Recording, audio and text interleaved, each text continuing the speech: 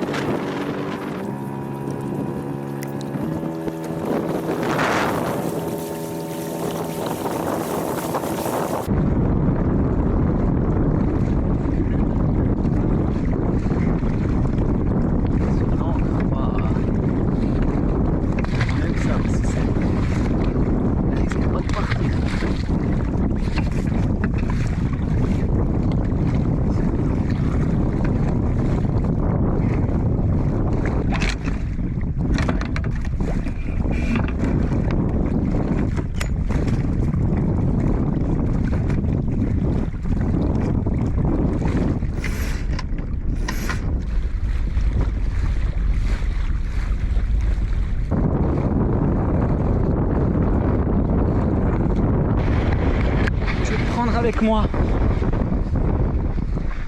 Ok, j'ai toujours le problème du GPS qui veut pas prendre. Alors dites-moi en commentaire, ça serait vraiment cool.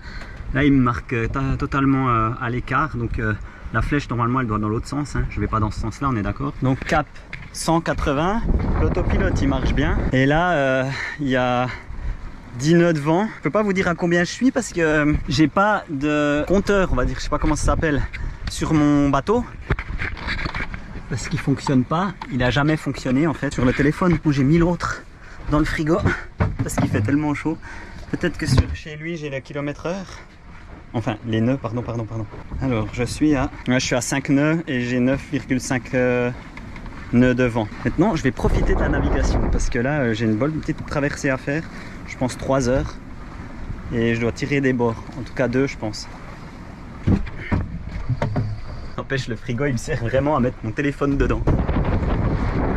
Kayak qui suit, là c'est pur plaisir. Allez, il faut que je vous montre un truc. À la barre, c'est nos doudous. Doudou à la barre.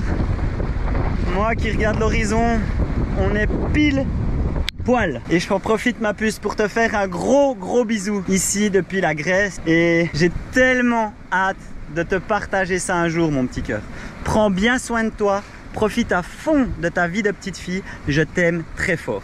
Et regarde ton doudou, il tient bien la barre. Bisous ma puce.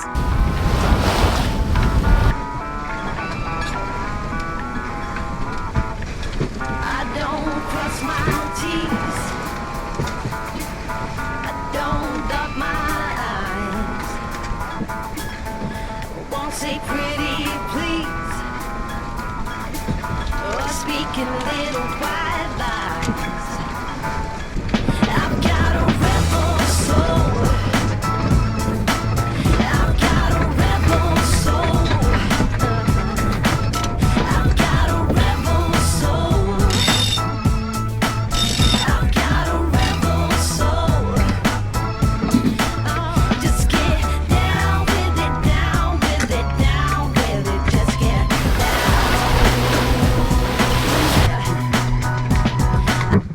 ce que j'ai remarqué surtout, c'est que tu regardes les applications, en fait le vent bouge, les applications ne sont pas du tout à jour. C'est ça qui me plaît, parce que du coup j'ai mis ça de côté un peu, puis je regarde par rapport à ce qui se passe et ce que la nature nous offre, tu vois.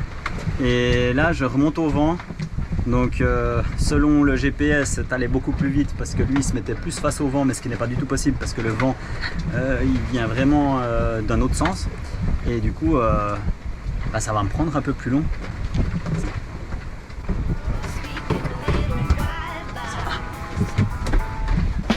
got a rebel soul. I've got a rebel soul. I've got a rebel soul. I've got a rebel soul. Oh, just get down with it, down with it, down with it. Just get down. Donc j'ai de nouveau plus de pilote automatique. J'ai décidé d'arrêter de me faire chier avec ce machin là, il se bloque pour revenir à un cap. Alors peut-être c'est moi qui fais faux, mais je ne pense pas, parce que des fois il fonctionne et des fois il fonctionne pas. Donc ce que je vais faire, parce que vu que je suis tout seul, je pense que je vais peut-être en acheter un autre et garder celui-là de secours. Parce que là c'est bon quoi, c'est la troisième sortie et 3 fois j'ai été emmerdé. Alors en soi je m'en fous, à la barre j'aime bien parce que c'est cool d'être à la barre, mais quand tu es tout seul et que tu lâches la barre avec un pilote automatique, bah, c'est quand même un petit peu plus cool quand tu navigues en solo. Donc je sais pas, on verra ce que je vais faire. Je vais de toute façon le réparer de nouveau encore une fois. Je sais pas pourquoi il bloque comme ça.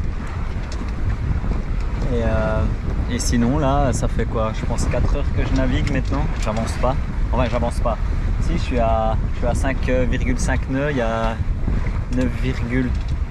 10, entre 9 et 10 nœuds de vent. Mais je remonte pile poil au vent. En fait, le vent il vient de là et je vais là-bas. Donc voilà. Et puis c'est une belle nave. Là, il y a les nuages qui viennent un peu, ça fait du bien parce que c'est super chaud. Et puis sinon, j'espère que tu auras tout compris ce que j'ai dit, parce qu'il y a du vent et puis il n'y a pas de moumoute sur la GoPro. Bon, en fait, je suis obligé de vous expliquer quelque chose au sujet de mes vidéos. Parce que là, vous me voyez en train de naviguer, et là, actuellement, quand je parle, il y a un gros décalage. En fait, là, je parle, on est au mois de septembre, et les vidéos et les rushs de navigation que tu as vus avant, c'était au mois de juillet. Je pense que tu peux le voir aussi, c'est avec la coupe de cheveux que j'ai qui est un petit peu différente. Et c'est aussi pour ça que j'aimerais que vous compreniez que j'ai fait des erreurs encore dans ces navigations, qu'on en avait parlé dans la vidéo précédente, mais dans la vidéo précédente, je ne savais pas encore tous les conseils que vous m'aviez donnés dans la vidéo d'avant. Je ne sais pas si tu vois ce que je veux dire, mais ça c'est dû au décalage des vidéos. Et je pense que c'est important de le dire, parce que le but pour moi, avec tous les rushs que j'ai fait, c'était de vous montrer mon amélioration petit à petit avec la navigation. Et en fait, j'ai fait tellement de rushs que je les ai mis de côté, et petit à petit, je fais mes montages vidéo. Là, vous me voyez naviguer direction Preveza. En fait, le but pour moi, c'est de partir dans les îles Ioniennes. Alors, en fait, les îles Ioniennes, c'est quand même un endroit très réputé pour la navigation à la voile à cette période, donc en période de mois de juillet, parce que c'est des bonnes conditions. Il y a le vent qu'il faut, il y a très peu de mauvais temps. En fait, au mois de juillet, c'est vraiment la bonne saison pour naviguer. Là, j'ai fait une bonne semaine dans la baie de Preveza. Alors ça, je l'avais choisi parce que pour apprendre à naviguer dans cette baie, à cette saison, c'était le top du top. De 1, pas trop de risque d'orage, un vent quasi constant chaque jour de 15 à 20 nœuds, entre midi et 6 heures, donc c'était vraiment l'idéal pour naviguer. Et en plus de ça, et ça c'est pas à négliger, c'est que dans cette baie, il n'y a quasi pas de vagues. Parce que étant donné que c'est une baie fermée, les vagues n'ont pas le temps de se former. Donc vraiment les conditions au top pour apprendre à naviguer. Par contre, cette baie, elle est magnifique, il n'y avait pas trop de monde parce que c'est très peu touristique. L'eau, elle n'est pas vraiment très claire. J'ai vu énormément de tortues, il y a de la vie, mais quand tu es en Grèce et que tu veux naviguer, tu cherches un peu les petites îles et surtout l'eau cristalline. Et justement, c'est ce que je vais faire en me dirigeant dans les îles ioniennes. Mais pour ça, j'avais deux solutions. La première, c'était de faire tout le tour de l'île de Lefkada et atteindre les îles pour naviguer. Et la deuxième solution, c'était de passer le canal pour pouvoir directement atteindre les îles ioniennes. Et c'est la solution que j'ai choisie parce que c'était la solution la plus simple. Ça m'enchantait pas de faire ce canal, mais je me suis dit, tiens, c'est l'occasion de tester quelque chose que tu vas pas forcément tester tout le temps. Pourquoi j'avais pas envie de faire le canal? Parce que le canal, tu le fais au moteur et c'est pas vraiment ce que je recherche en navigation à la voile. Mais c'est une expérience à faire et j'ai décidé de la faire et c'est justement ce que tu vas voir maintenant. Bon, salut les amis. Alors, vous avez pu voir, j'ai mis le chapeau. D'ailleurs, la personne qui me l'a offert va se reconnaître si elle regarde les vidéos. Et je le remercie parce que sur un bateau, ça sert énormément. Je ne sais pas si vous allez bien m'entendre parce qu'il y a mon GoPro qui m'a fait une spécialité avant. Elle a fait un grésillement, mais assez fort. Et là, en fait, je vais prendre le canal à Lefkada. Donc, c'est là-bas. Et il faut vraiment être prêt. Donc, j'ai ancré juste avant parce que j'avais un tout petit peu d'avance. Et puis maintenant, j'attends que le pont il ouvre et tu slalomantes les bateaux parce qu'un bateau, c'est toujours en mouvement. Donc t'attends, il y a 1, 2, 3, 4, 5, 6, 7, 8, 9, 10, je pense qu'on est bien une dizaine de bateaux. Donc faut faire attention. Alors je vais essayer de filmer quand je serai un peu dans le canal pour vous montrer tout ça. Et puis ensuite, à moi les eaux claires. Parce que où c'est que j'étais dans le golfe, c'était pas vraiment des eaux claires. Voilà un petit peu où je me trouve. J'ai quitté la baie de Preveza pour rejoindre l'entrée du canal. La particularité et la petite difficulté, c'est qu'à l'entrée du canal, il y a un pont mouvant qui permet de laisser passer soit les voitures, soit les bateaux. Ce pont est ouvert pour le passage des bateaux environ 1 fois par heure sur une période de 3 à 5 minutes. Et c'est justement ça la difficulté. Garder ton bateau en mouvement, prêt au passage, tout en faisant des petits ronds. Bon, c'est cette partie-là. Donc là, tu as le pont. Et là, tu as toutes les voitures. Et puis voilà quoi. Et maintenant, je suis dans le canal. Et c'est passé. On est à la haute saison. Il y a tous les gens qui sont monstres pressés, tu vois. Et c'est que pour faire des accidents. Parce que les types, ils se marchent dessus. Je pense que c'est partout pareil quoi. C'est comme quand tu es dans des bouchons en véhicule quoi. Il faut toujours qu'il y en a qui essayent de passer ou ça passe pas, tu vois. Donc là, je suis dernier, ça me va bien. C'est la différence entre moi et les gens pressés, c'est que j'ai le temps, donc je peux être bon dernier, ça me va très bien. C'est pas une compétition. Donc maintenant, j'ai, je pense, 1h30 de canal, et puis salut. Et puis voilà. Là, tu vois, je voulais le faire ce canal parce que c'est histoire de pouvoir dire qu'on l'a fait, que j'ai fait un canal une fois dans ma vie. Mais c'est vraiment de la merde. Je vais barrer au pied ici.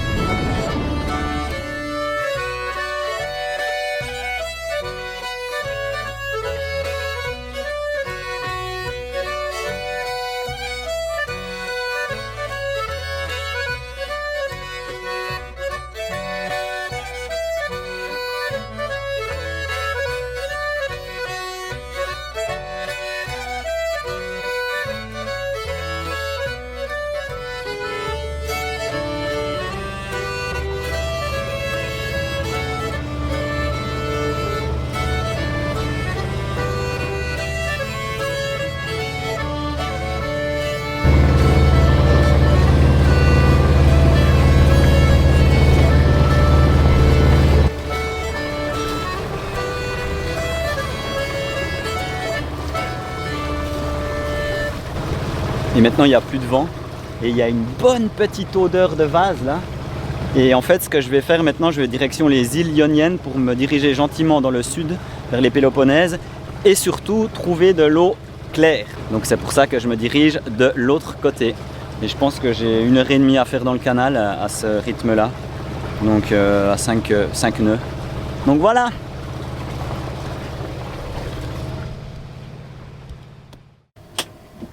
Ouais, depuis que je suis sur le bateau, mais je pense que c'est la chaleur, j'ai tous les appareils qui bug. Et là, ma GoPro, elle a fait un bruit bizarre, mais elle faisait crrrr. comme ça. Et du coup je l'ai arrêté, je l'ai rallumé, mais c'est clair que quand tu navigues, bah, tu peux pas t'amuser à vouloir changer les choses parce que c'est juste pas possible quand tu navigues tout seul et que comme là j'étais dans le canal, je pouvais pas mettre l'autopilote et tout. Maintenant ce que je vais faire, je vais enlever le mode qui sert à rien finalement parce que quand il y a du vent, et ben, de toute façon on n'entend rien. N'hésitez pas les gens qui ont passé le canal de donner votre impression si vous l'avez déjà fait. Perso, c'est sympa, c'est quelque chose à vivre. Enfin, pour moi, ce que j'ai ressenti, c'est comme si j'étais sur une autoroute fermée que tu es obligé de suivre, tu vois. C'est pas le but de faire... Je pourrais pas, je pense, vivre sur une péniche, tu vois, par exemple. Bon, on va plonger. Et je vais aller voir si l'encre, elle est bien placée. La première fois que je peux aller voir mon encre, je veux profiter. Et puis en même temps, comme ça, je pourrais voir un petit peu les fonds marins parce que c'est hyper intéressant. Et vu que l'eau elle est assez claire, qu'il y a des rochers, peut-être que je pourrais faire mes petits coups de harpon.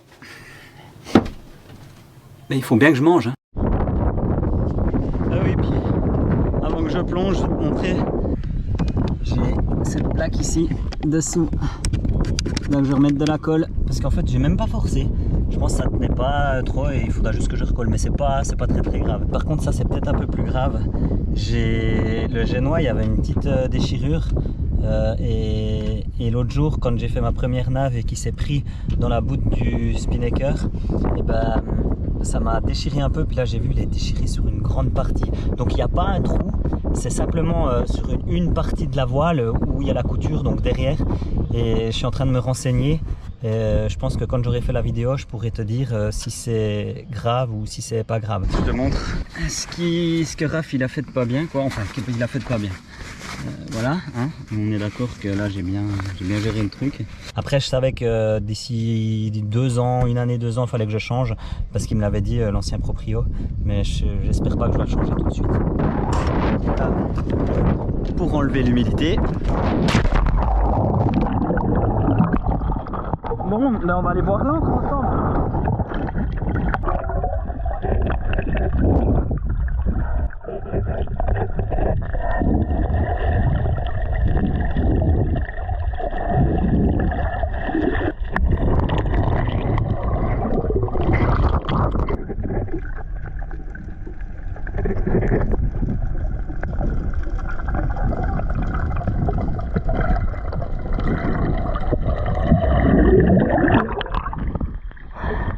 Donc là je suis juste sur mon ancre en dessus et le bateau il est tout là-bas.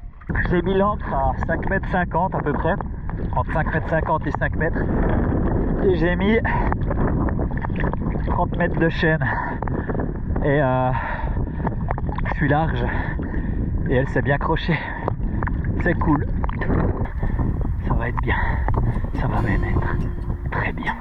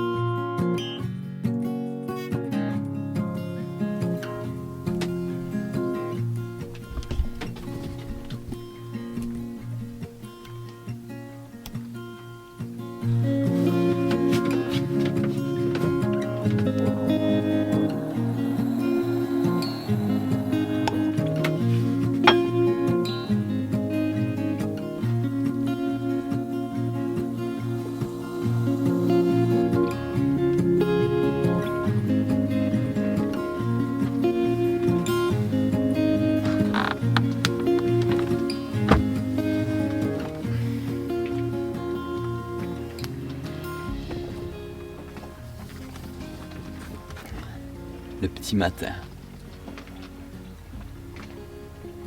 Tu vois là, il y a une légère petite houle, mais pas, c'est pas des vagues qui tapent, c'est vraiment une belle houle, bien lisse, on peut dire ça comme ça. Et ça fait bien bouger le bateau et j'aime bien. Je sais pas, je trouve ça fait la bonne petite ambiance du matin sur un voilier, tu vois. Ça te rappelle que tu es sur l'eau. Et puis la nuit, ça te fait bercer.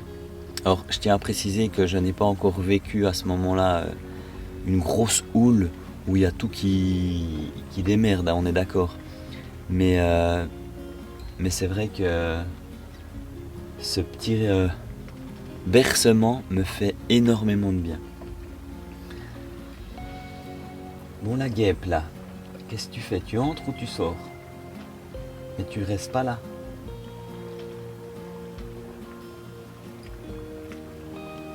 Allez, va là-bas ou ailleurs.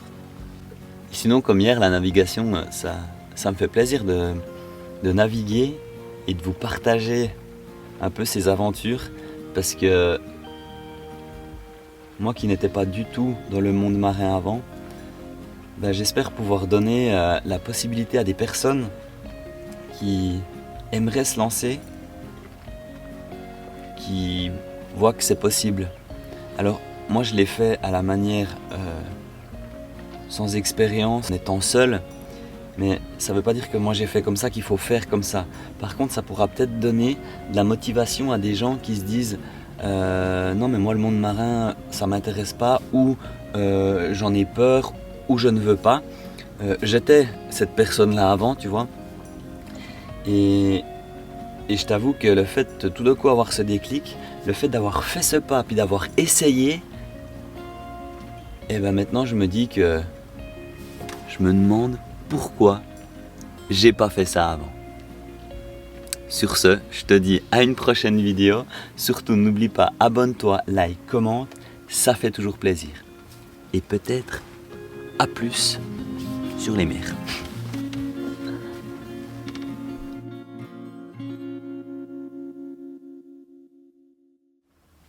Avoir sa terrasse sur l'eau, c'est quand même la classe.